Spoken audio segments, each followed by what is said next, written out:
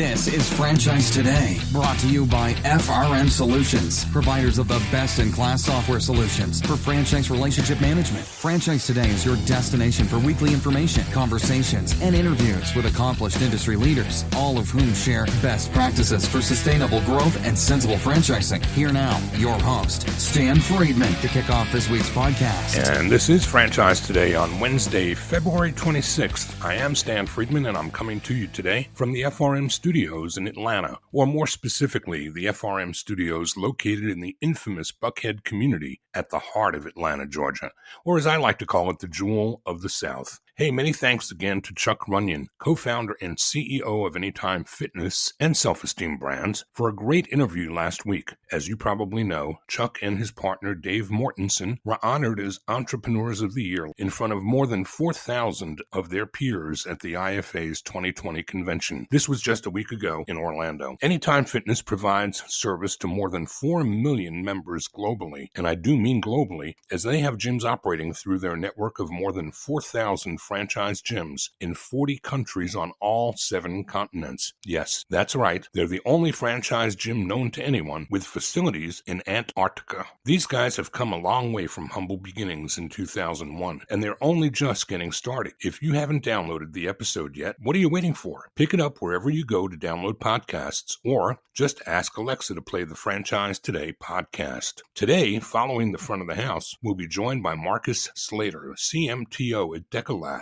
But first, it's time for this week's birthdays, as we send many happy returns to Pete Rupaccio, Alan Boomer, Steve White, Chelsea Inman, Brendan Major, Michael Greenberg, Bura Ucken, Alvin Williams, Dan D'Aquisto, Scott Milas, Bob McQuillan, Steve Olson, Patricia Zweig-Franson, Dan Furutin, Liberty Burnell, Ken Walker, Nikki Garcells, John Henning, Michael DiMaggio, Phyllis Peary, Ed Howie, Nicole Hudson, Doug Jackie, Fran Tanner, also known as Mrs. Greg Tanner. And just ahead of a quick break and welcoming Marcus Slater, just a quick FYI to let you know that there's a live link at the bottom of last Friday's IFA Smart Brief, that being the Friday, February 21st edition, that links over to the IFA Facebook page where you can find an album posted containing all of the photos taken by IFA's photographer at the Orlando convention. So be sure to check that out, like the page, and tag others who you think would enjoy knowing about it as well. And now, let's take that quick break, and we'll be right back.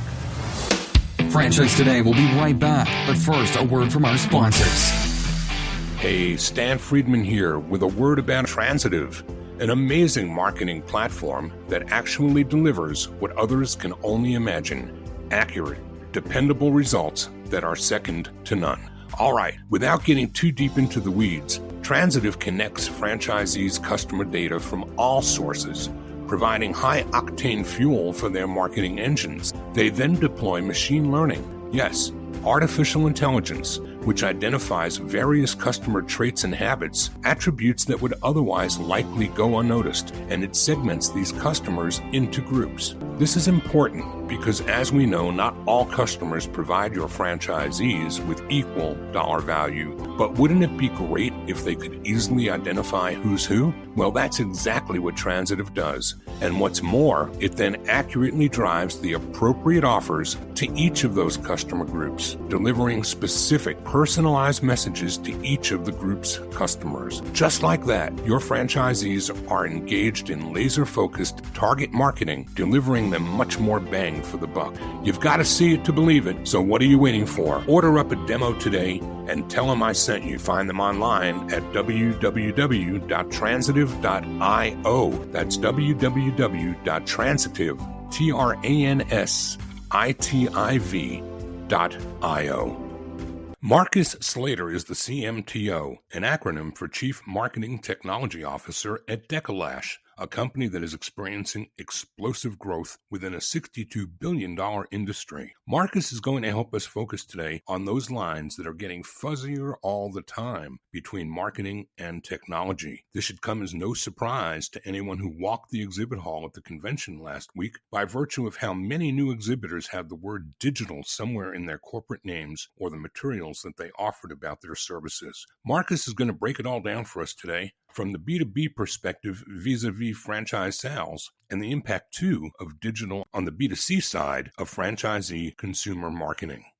Marcus, welcome to Franchise Today. Thank you, Stan. I'm happy to be here. There's so many places we could go with this conversation, but I think the better thing to do would be to help the audience understand how I came to know you, and then we'll take the journey back to how you wound up in the world that you're in today. So for the sake of transparency, Marcus was part of a panel that I was moderating last week at the IFA Convention, and the topic of the panel was managing the digital tsunami of consumer marketing. That's a mouthful, but it's a mouthful that's kind of scary to a lot of people because digital marketing has happened so quickly. There are so many people who really don't even understand the definition, much less how to enact it. So we put a panel together that included some really competent people from different disciplines within digital marketing. 2 of them were suppliers, 2 of them were franchisors, and Marcus had a lot to share, and he's bringing more of it to us today. So happy to have you here with us, and I want to roll the tape back, Marcus, and ask you to do what I ask every week's guests to do, and that is travel back in time to how you wound up in the franchising space. Yeah, absolutely, Stan. So I will lead with it was very, very unintentional. Going back, I've always been a very creative person. Just from the time I was probably 7 years old, 8 years old, and just being super creative, finding new ways. Always a Mr. Fix-It to a certain extent, no matter what the technology or software is. And as you get older, right, it becomes some of the older generation using iPhones and always fixing those things. So I always had a knack for technology, but not only that, but understanding kind of how people react to things and was always looking at how does someone react emotionally, physically to these different things and what does that do? And so through middle school, high school, I went through just creativity and that was creativity in all senses, from art to music to design. I remember building my first website, I was about 17, playing around and with that and really, really getting interested in how that worked. And obviously that was more in the early days where sites weren't as intuitive as they are now. And from there, I knew I wanted to go and ended up attending a short term at Full Sail University. And for those that down in Winter Park, Florida, it is probably one of the creative of all creative schools, from everything from tech dev to video to audio, just everything lumped into one. And I remember walking in the first day and just being eyes wide open of everything that was at my fingertip. Night sessions at midnight or 2 a.m. and you would go in and work on all these tech projects or music projects and just really lived and strived in it. And from there, really, I always knew that it was at that point that I really knew okay, technology and these things are becoming more apparent to me. I have just a natural ability to navigate those things. And in my early life, I spent a lot of time touring in the music industry. And what people always say is even from the music side, one of the biggest things that the industry, now I live in Nashville, but one of the biggest things in the industry, right, we look at artists make most of their money coming from merch sales, right? And how do you get those merch sales? By improving the way that you market, by improving the technology, but by improving how quick can a consumer check out at a merch booth to get back to the show or pre-show or after show, right? And so when I first started touring, that was something that didn't really exist. It wasn't something that most artists really thought about. They just kind of let the sales organically happen. And so as we started to see that, we started to scale that on the road, and how we effectively scaled merch sales through technology and consumer interaction, engaging and ranking that data, analyzing it. And so had a ton of success there throughout the years. And it probably from that point and foundation that I know, okay, this is where I want to go, from web design and technology and understanding user interface and how ultimately a consumer gets to that final buying point and retainment point. But then also, how do companies do that, right, from B2B as well as B2C? So, we went down that route, and eventually, as I said, unintentional, I actually fell into I came from kind of helping startups grow, like the Dr. Axe brand and things like that. I actually fell into franchising with a gentleman out of New York, Mario Costanz, and we actually were kind of introduced and met, and I spent a few days in New York. I came back to Nashville, and that really began my kind of franchising and saying, okay, now I'm gonna figure this out. I've not come to a system that I can't hack and break and figure out how to scale it. And after year one, we sold 120 franchise units and scaled from there. It was phenomenal, 300+% growth year over year. And, from there, it really took off. But it was my unicorn knack that I like to say of being able to intertwine and understand both the marketing side and the technology side that I think ultimately led to much of that success that I've had up until this point today. So how did that get you from there to where you are today with Deka Lash? What was that journey like? So Deka Lash actually, I finished up, that project, and I actually was referred and reached out to by Michael Debenham, who is the Chief Development Officer over at Deka Lash and now Look Good Brands. We need to talk. Let's talk about this. We have gone through a hypergrowth stage. And that was really something that I had dealt with in companies that kind of had that hypergrowth, but couldn't quite come over the mountaintop, right, or figure out how to integrate these systems to continue. We started to have conversations, understand the brand more, where they started, where they were, where they wanted to go, what that vision looked like. And from there, was introduced to Gerald Tomasello, who is the COO and president over at Deka Lash, and Michael Blair, the CEO over at Deka Lash. And we had what seemed like 20 conversations in the span of 2 weeks, and the rest is history. We said, let's jump in and do this. Initially on the FranDev side, I came in to kind of help that side start to stack up and scale more. And as 1 to 2 months later, next thing I know, we're here as the CMTO of Deka Lash and going sides, but the brand as a whole, from Deka and Look Good and the other brands that we own, including Legends Boxing as well. So your title, CMTO, is something that is relatively unknown by many people, at least in the franchising space. I would venture to guess that that's the case. Explain that intersection, Marcus, between technology and marketing. And when did that intersection occur? When would you, if you were guessing, to the nearest 6 months or a year, when did that title start becoming something that people recognize? This really started to become something they started to integrate from a scalability and really more of a direct solution option versus where they realized having a CMO and a CTO to a certain extent, right, started to not make sense because of the lack of information and in digital, right? We move so fast. So it really kind of started out on the West Coast. It would have been really probably about 2018, end of 2017, early 2018. And then started to kind of saturate. Well, I won't say saturate yet because it is still, as you said, a lot of companies are still adopting to that. We see more and more every day that are converting to the CMTO nature, not just because of the bonuses, right, that it has of consolidating a position, but the bonuses that it has for company scalability and growth when you start to marry marketing and technology. So it's, the role is focused on marketing, but not just not just the soft and squishy creative side that normal CMOs have traditionally focused on in the past, right? So, CMTOs like myself, right, we use everything from strategy, technology, marketing, analytical expertise to kind of help companies exploit and leverage the vast amounts of customer and market data. And as sources become more diverse, we have more data, as we talk about the data tsunami, last week on the panel, web analytics, customer databases, right? You really, your chief marketing officer should have a really good sense of how technology and data integrates, affects what those pipelines look like, because it really does come back to affect the brand as a whole, from brand growth to lead gen to lead conversion to consumer retainment, and even on the let's just say FranDev side, right? When we really break it down and look at, you're generating leads for your franchise sales. What are those interactions? How fast are your developers getting back with them to follow up? What happens? What is life after franchise development? What happens once they become a franchisee? What are those marketing and technology tactics that now allow them to scale a franchise in the most efficient way possible? Things like that. So it really starts to marry the two things that have fought for hundreds of years. We actually, there's someone that raised the question of, how do you get your marketing department and your technology department to get along, right? And so I think that is probably the best answer of it is by marrying the two together and letting them really merge in that CMTO role as the head point.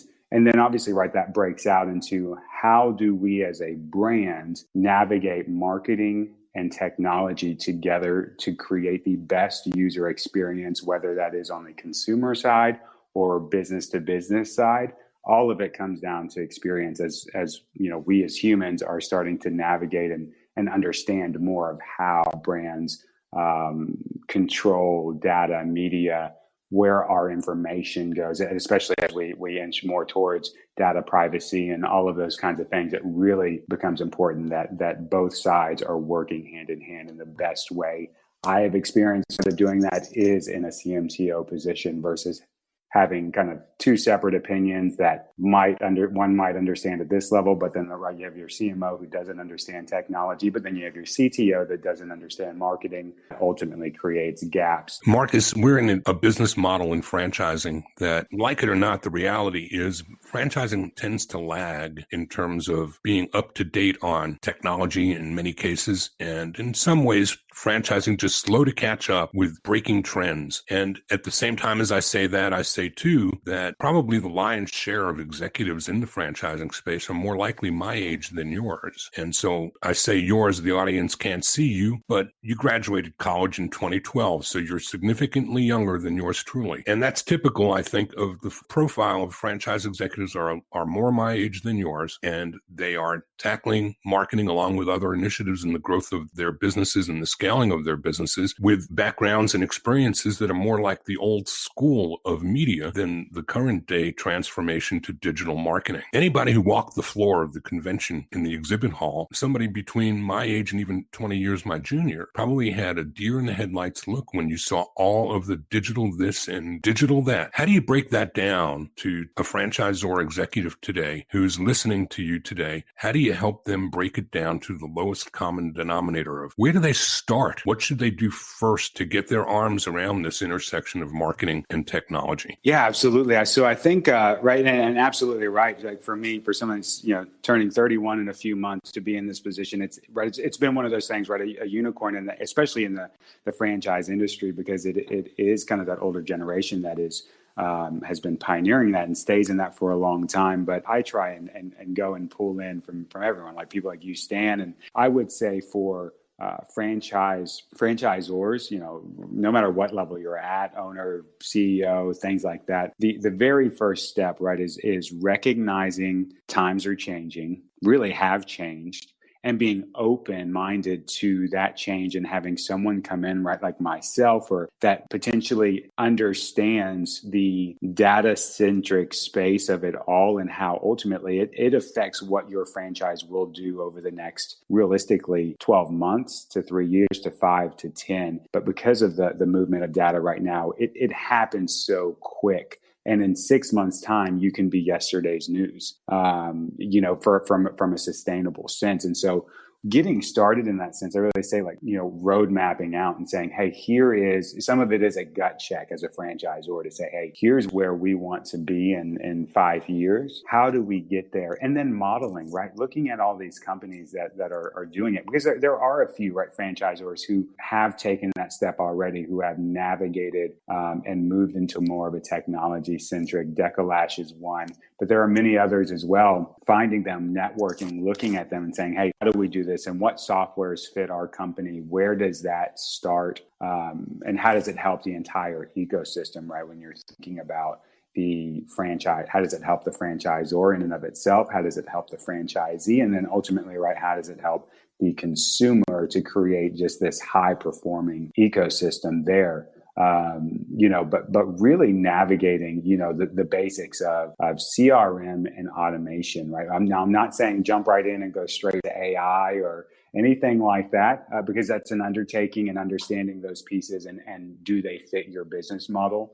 But the basics of being able to automate information so that follow-up is seamless, the data is seamless, and everything is correlated, and that you can see a level 10 dashboard. I always say that every company should have a level 10 dashboard. They can walk in a digital dashboard and within a matter of 60 seconds know the health of the business from both your side, franchisee side, and that consumer side.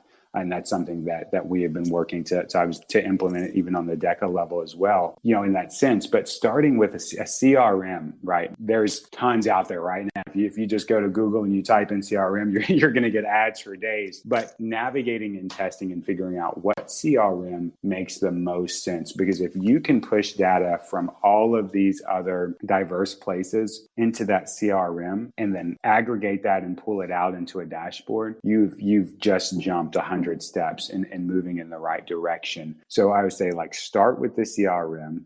Find one that is scalable for your organization, dependent on size. Maybe you have 20 units, 50 units, 100 plus. That may, vary of what CRM are you using? Is it HubSpot? Is it Salesforce? Is it Pipedrive? Is it another, in that sense? Because from there, with a good integratable CRM, you can push and pull data anywhere you want, in that sense. So I would say that is the first place really as a company to start thinking, where is our information hosted? How can we share that out? And then I am a firm believer of the rule, test again, right? So never stop testing, never stop looking to find that the minute you get stagnant in technology is the minute that you get left behind. So making sure that you are constantly exploring new ways, new things, right? I have a weekly time slot every week that for me, right, I take a step back and I look, what are the new technologies that are launching this week? I think the latest report was that in any given week, I think there's about 100 to 120 new softwares launched. Exploring those, do they help or hurt the brand? If they help, how do we integrate? Does it make sense to integrate? Should we pilot, right? So taking that time on a weekly, bi-weekly basis to make sure you're staying ahead of all of these trends and understanding those things becomes really important. And who that is in your company, right, should be your CMTO or whoever you have in that place. I can say, here's the top 5 softwares that we potentially should have on a roadmap to check out in 2020 or 2021. And starting to look forward of where trends are going in today's age. Back in the 70s and 80s, there was this trend that was all about subliminal messaging in radio and in music. They're like the Beatles were always said to have had subliminal messages in some of their tracks. While you were talking about CRM, I was whispering FRM. Don't know if that works or not, but I was doing it anyhow. Marcus, go back to what you described as a level 10 dashboard. And from even that simplicity, most people probably don't know what you're talking about. Yeah, absolutely. So, a level 10 dash really is just a digital dashboard. And so like building out, and here I'll drop a little, Clipfolio is probably one of my favorite dashboard builders to use out there. There's many of other ones, but going in and being able to pull data from any source, create these dashboards, whether that's a FranDev dashboard, maybe it's a consumer tracking health overall. And that maybe means different things to different companies, right? What are the top 5 to 10 things that you as a CEO need to know when you walk in your office first thing in the morning to know everything is okay in the company, or we have some fires to put out? Within 30 to 60 seconds, you should know if you're growing or failing. And so those obviously become different KPIs dependent on what are the things that determine if your business is succeeding or failing in that day, and build those into that dashboard. And not everyone's going to have the same dashboard, right? So if you're the CEO or founder, you're going to have a dashboard that's a little more honed in, right, from a revenue standpoint to business growth overall. That's a much more high level. That is not an all eyes dashboard. If you're trying to bring transparency, you want to have a dashboard that all employees can see on social growth, or if you have a membership model, right, a live membership counter, consumers in the doors, all of those things. And I really do believe I've implemented dashboards like that in the employee workplace.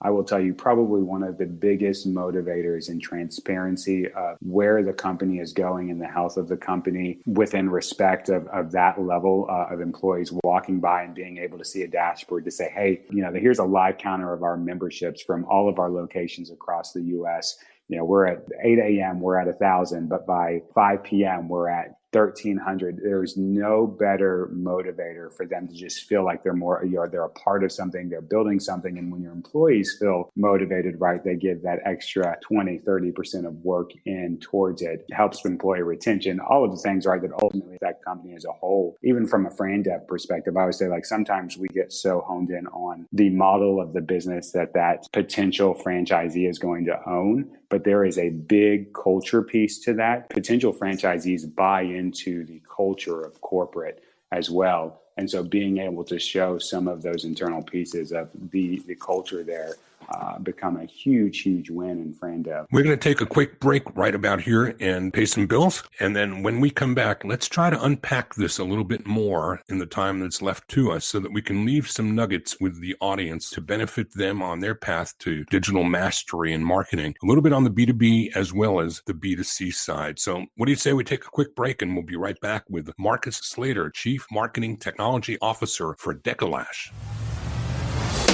Franchise Today will be right back, but first, a word from our sponsors. This portion of Franchise Today is brought to you by Zoracle, providers of spot-on profiles, the gold standard of assessment tools that assure you're selecting the right franchisees every time.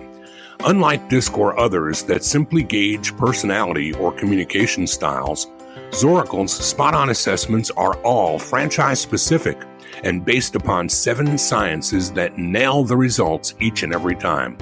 Your prospects simply answer a few questions online, and like magic, Zoracle's algorithms scientifically slice, dice, and analyze their thresholds for risk, their business acumen, and even their propensity for single or multi-unit ownership. Zoracle's spot-on analysis is like having a crystal ball, but there's no hoodoo here. It's all based upon science that flawlessly determines franchisee, franchisor compatibility, and accurately predicts performance. Why don't you schedule a demo today and take a complimentary look and see for yourself? It's the closest thing to a sure thing. Zoracle, spot-on assessments based on science, but delivering results that seem simply magical. Check them out at www.zoracleprofiles.com. And we are back with Marcus Slater, Chief Marketing Technology Officer of Deka Lash, who's been sharing with us some incredibly modern, if you will, for franchising ideas about where marketing has moved to and how technology is driving it all. I explained to Marcus back in my early days in broadcast, you bought radio or you bought TV time and you had to just guarantee points, and a ratings book would come out every 13 weeks and you either delivered or you didn't. And it was a much simpler world that we lived in when it was somebody buying media based on one criteria. Media, by definition, has changed to a whole new place in a short span of time. And I know that there are many in the audience that are listening to what we're talking about today that would really appreciate it, Marcus, if we could just drop some breadcrumbs with action items for them that they can immediately take to enable them to better learn more about what we're just brushing over very quickly here from 30,000 feet, how they can learn more and how they can action what they're learning to deliver some immediate results. And let's do that, if you don't mind, on both the B2B and the B2C side of the franchise marketing lexicon. Absolutely. Yeah. So let's kick it off with B2B, finding the right franchisees.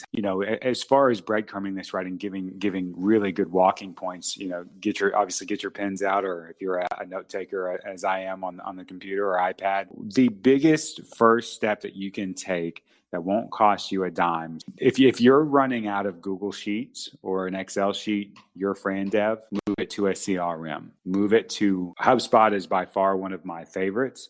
It's one that I have integrated across many, and it is, you can go now, you can sign up for free.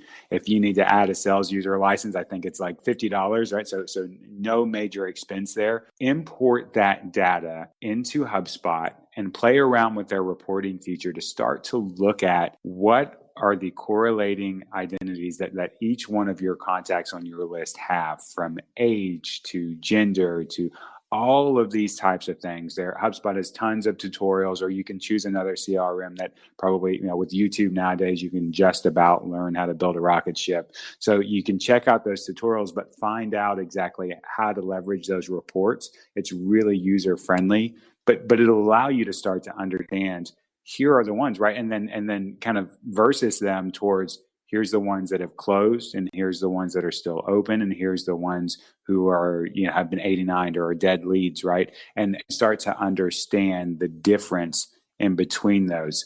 That is probably step one. If you're not using a CRM, begin to use a CRM. Start to look at that reporting to understand your developers. And from that, once you understand that, you can create that franchise prospect profile. So, the other big piece that I find for franchisors is they are still living in the networks or the lead portals, and they're afraid to step out of the box, give it a try. I promise you won't be sorry. Social media, it is the most popular and used platform right now for advertising. It is extremely powerful. When I talked about scaling 120 franchise units within probably a 10-month period, 90% of that was done through social advertising. I get people all the time saying, no, Facebook, it's not good leads, right? A lot of that comes in targeting and follow-up, right? You may have to follow up with more, but I promise in the end, you'll close more as well. So begin to be okay to step outside and start to test these different platforms, from Facebook to Instagram, depending on your brand and what it is, if it should live in Instagram. LinkedIn is going to be a more costly lead, but a lot of times you are finding those leads that have more capital to actually invest. They're more qualified. And then obviously PPC, looking at your competitors. There's great software out there, right? I always say, sometimes you don't have to reinvent the wheel, and actually start to look at your competitors. What are they doing? What keywords are working for them? What campaigns are they running? All of those kinds of things, rather than reinventing the wheel. You take it, you make it a little better, and start to analyze that data to ultimately become a competitor. But then the most important part of all of that is staying on top of it. Don't let it become something that just goes away and you're no longer looking at, or you're no longer tracking the data. The data of it all is where you ultimately win and can pivot rather quickly. Where was it that you said that they should go to get the competitive? You broke up there on us, Marcus, and we didn't hear where that was. SpyFu. SpyFu is a great one to go to. So it's SPYFU. That sounds really bad, but I just look over that. But spyfu.com, it's a great place. You can go enter in the competitor information and domain, and just check that out, and start to kind of look at them. And even if you were to do a Google search to say, how do I see what my competitors are using for ads, you'll probably get a list of 10 different softwares that you can leverage for that. All right. And time we have left, let's move to the consumer side and talk a little bit about the action items that a franchisor can take there. Absolutely. So consumers, right? We all have different consumers and what those processes are, from maybe that's e-com based, maybe that's booking online or coming into a brick and mortar. But in any sense, that is extremely, extremely important. And we've all been kind of coddled by the Apples and the Androids of this world, and them taking technology and experience to the next level. And so now as businesses, right, we have to navigate around that and create our experiences just as good. So to really get started on the consumer side is to find out where your bottleneck is. Every franchisor, whether it's the franchisor or the franchisee, along that consumer journey, there is a bottleneck somewhere where data is not being looked at. Is lead generation the issue, top line revenue? If so, where are you advertising? Start to really explore what are those channels? What is that targeting there? Is it an initial purchase, but you want a recurring? Maybe you have a recurring revenue model, like we have memberships. Is it member retainment? Getting customers coming back? That should be coming from your dashboard. So starting in Clipfolio and understanding what is happening, but take a few. And I'm not saying you have to, at some point, right, you should look at your entire database, but start to take a few, or take one location and really examine. A lead comes in and this is their interaction, and compare it to yourself. And you go through it yourself and think, do I actually like this flow? Does this make sense? But the biggest takeaway I can tell you is that in your buying process for a consumer, take away as many steps as possible that you can that are not necessary from initial look to the end buying process. That will be your biggest win. So many times we try to overcomplicate it, but the great thing about technology now is that you can streamline most of that, automate it, pass information from system to system so that there is less of a workload on the consumer. Unnecessary steps for the sake of a personal preference of wanting to obtain information that is not relative to the end sell And that's where you really kind of have to do a gut check and look at those things and say, we could do without having these 17 other fields or these 10 fields. Let's go down to 7. Or maybe we don't need 3 landing pages from a button click, or whatever that is. Examining that from a technology standpoint. But on the consumer side, technology is where you will win. So starting to look into ways to streamline those processes. Are you using chat? Are you using answer bots to formulate more self-service? People always think that people want to call in and go through this manual thing, and that's just not the day and age we live in. Right now, we live in a day and age where, especially someone like myself, like, I don't care if I ever talk to anyone on the phone again. I want to go to a site, see a chat in self-service, and reducing a lot of this lag time and CSC. So it's becoming really important that, like, we want to serve ourselves when we go to these platforms. And if we need help, then we'll reach out, or then we'll take that option. But initially, we want to be able to chat, whether that's Facebook Messenger, internal site chat, or app chat if you're running an app franchise in that sense. So finding these ways to give consumers the ability to talk to you, how they want to talk to you, when they want to talk to you, and ultimately convert without the headaches of answering, near filling out a job application as well. So I guess key takeaway, right, is remove the steps, integrate more technology. And if you're not doing chat in 2020, it's time to integrate it. This conversation has rapidly come very close to the finish line here, Marcus, and we've only just tipped the iceberg. What question is there that I didn't ask you today that you wished I would have? That's a good question. I would say if you want to scale your business over the next 10 to 20 years, do that in scale. Or in 20 years, be forced to make that move and start to navigate where that technology roadmap lives. That's probably the one piece that I can leave and just say, like, yes, it's changed, but it's changed for the better, for scalability. Find out how your teams now navigate around that single use CMTO who really gets it and grasps all of these things, because technology is not taking a step back. We're only moving forward with virtual currency, AR, VR, AI, machine learning. It is only going to get more complicated and streamlined, and every business wants to be ready for that because it will leave you behind very quickly. Marcus, for the benefit of those who want to try to get back in touch with you, maybe ask a question offline, how can somebody get in touch with you best? And don't tell them it's the phone, because I know you won't answer it. You just said so. So how do they find you? Yeah, absolutely. You can find me on LinkedIn at Marcus Slater, CMTO at Deka Lash, or you can also reach out to me at mslater@dekalash.com. Happy to field any questions and help you kind of navigate some of these shifts in your own company. It's a scary topic for a lot of people, Marcus, but you share what you share with passion and with a steady hand, and I can't thank you enough for carving out some time to do so today for the audience here at Franchise Today. Absolutely. Thank you so much, Stan. Marcus Slater, Chief Marketing Technology Officer for Deka Lash. Well, another insightful interview with a lot of take-home value. Thanks again, Marcus Slater, for sharing so much with us here today. Remember, you can subscribe to Franchise Today at Blog Talk Radio, and you can download us from iTunes, TuneIn, Stitcher, and virtually any place that podcasts are found. Remember, too, to please ask Alexa to play the latest episode of Franchise Today.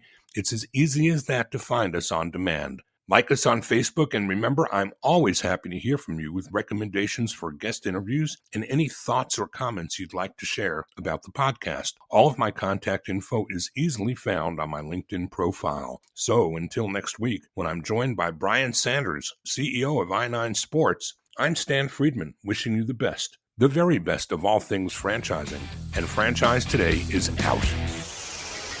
Franchise Today is a production of FRM Solutions, providing best-in-class CRM tools to empower relationships with prospective and existing franchisees. No excuses, just solutions. Find them online at frmsolutions.com. Join Stan every Wednesday at noon Eastern for another live episode of Franchise Today. Or, as always, download episodes on demand at blogtalkradio.com or iTunes. When you're part of a military family, you understand sacrifice and support. So at American Public University, we honor your dedication by extending our military tuition savings to your extended family. Parents, spouses, legal partners, siblings, and dependents all qualify for APU's preferred military rate of just $250 per credit hour for undergraduate and master's level programs. American Public University, Value for the whole family. Learn more at apu.apus.edu/military.